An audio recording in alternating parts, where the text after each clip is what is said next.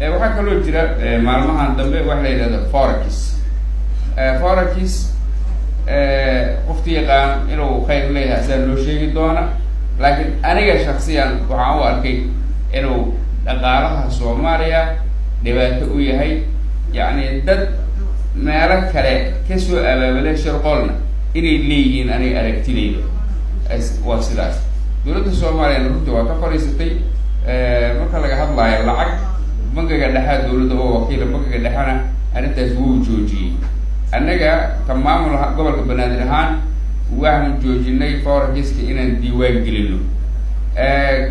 kuwa hore loo diiwaan geliyay hadday jiraanna ayada yacni su-aalaheeda iyo axwaalaadkeeda xaalad dib u eegis aan ku samaynin sidaa darteed forex-ka aniga inta aan ka fahamsana waxa waaye waa khiyaano aan dadka fahmi karin oo lamid ah yani marka malayga badda laga dabanayo baaliroo maqaalin layda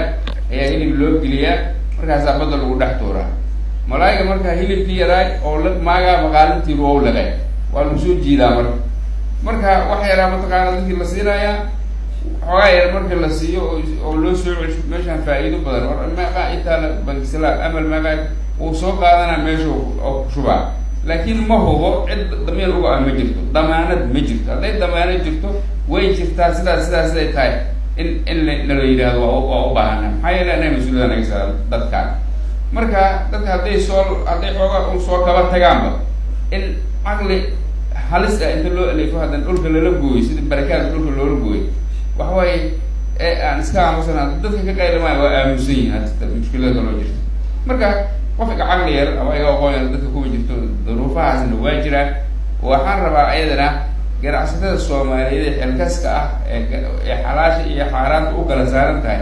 inay fikir dhab ah oo aan go-aano aan ku dhiirino ay kasoo baxaan inay nagu beeriyaan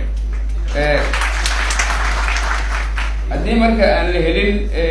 mas-uuliyiin dowladeed iyo dad bisil oo isku xiran oo isu wada adeega oo kala wada faa'iidaysta dhinac wanaagsan u kala faa'iidaysta waxyaabaha yacni negative-ka ah ama salbiga ah ee aan faa'iidaha noolahayna yacni si isku mid ah u wada diida haddii aan la helin waxa waaye ummad is-aadaysa oo ayaga is-cadaaweysa ayaa soo baxaya taasina dib ay noo dhigaysaa horumarkeena ma saacidayso